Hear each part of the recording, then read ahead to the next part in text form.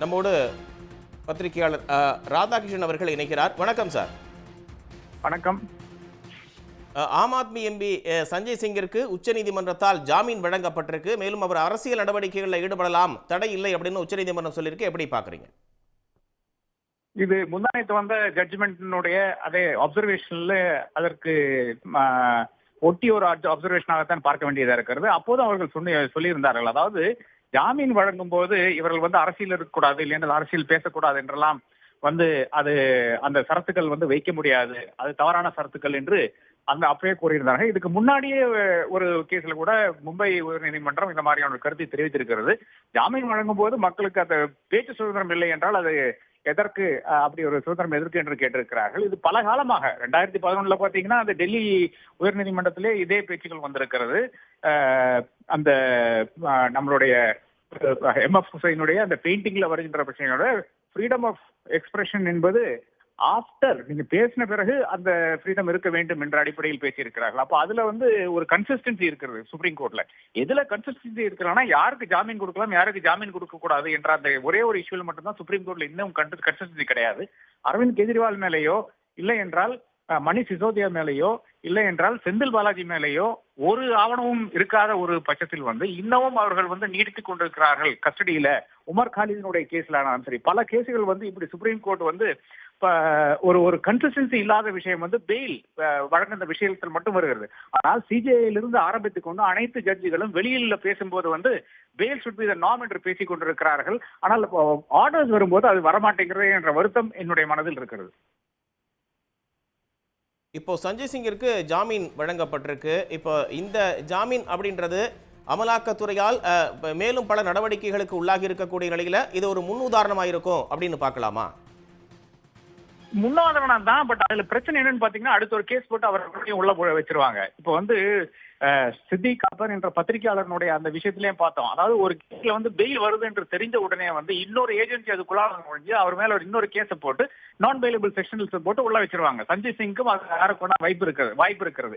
இது குறிப்பாக இந்த தேர்தலை ஒட்டி நரேந்திர மோடியினுடைய தோல்வி பயத்தால் வருகின்ற பிரச்சனையாகத்தான் பார்க்கிறேன். ஆப்பிள் இருக்கின்ற முக்கியஸ்தர்களை முடக்க வேண்டும் என்ற அந்த அடிப்படையில் தான் செய்து கொண்டிருக்கிறார்கள் என்று பார்த்துக் கொண்டிருக்கிறோம்.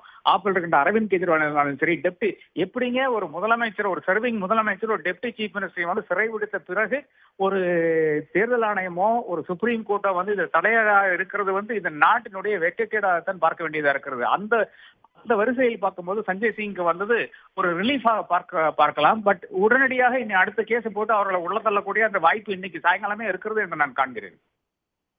எந்த ஒரு ஆதாரமுமின்றி 6 மாதங்களாக சிறையில் அடைப்பதா அப்படின்னு அமலாக்கத்துறை நோக்கி உச்சநீதிமன்றம் கேள்விகளை எழுப்பியிருக்கு. இன்னும் பல கேள்விகளும் உச்சநீதிமன்றத்தால் எழுப்பப்பட்டிருக்கு. இதையெல்லாம் அமலாக்கத்துறை எப்படி பார்ப்பதற்கான வாய்ப்பு இருக்கு? இல்ல, அமலாக்கத்துறை என்பது ஒரு குண்டா போர்ஸாக, பாஜகவினுடைய ஒரு குண்டர் படையாகத்தான் செயல்பட்டு கொண்டிருக்கிறது. இல்லை என்றால் இப்படி கேஜ்ரிவால் கேட்ட கேள்வி என்ன, 4 பேர் உங்ககிட்ட சொல்லியிருக்காங்க, நான் 100 கோடி எனக்கு கொடுத்திருக்கேன்னு சொல்லியிருக்காங்க, அதனுடைய பேசிஸ் தானே என்னை பிடிச்சு சிறை பிடிக்கிறீர்கள். நேற்றைய தினம் இதோட பெரிய அவலமே கிடையாது. நேற்றைய தினம் அவர்களுடைய அந்த ஜெயில் எக்ஸ்டெண்ட் ஆகுது. திகார் ஜெயிலுக்கு போறாரு 15 நாள், ஏப்ரல் 15 வரை அவர் ஜெயிலில் வைக்கிறாரு. இது எப்படி ஒரு தேர்தல் காலத்துல ஏப்ரல் 19ஆம் தேதி டெல்லி தேர்தலுக்கு போகிறது. அந்த தருணத்தில் ஏப்ரல் 15 வரை ஒரு நபரை அதுவும் முக்கியமான கட்சி, ஆட்சியில் இருக்கின்ற கட்சியினுடைய முதலமைச்சரை சிறைபிடித்துக் கொண்டிருக்கிறார்கள்.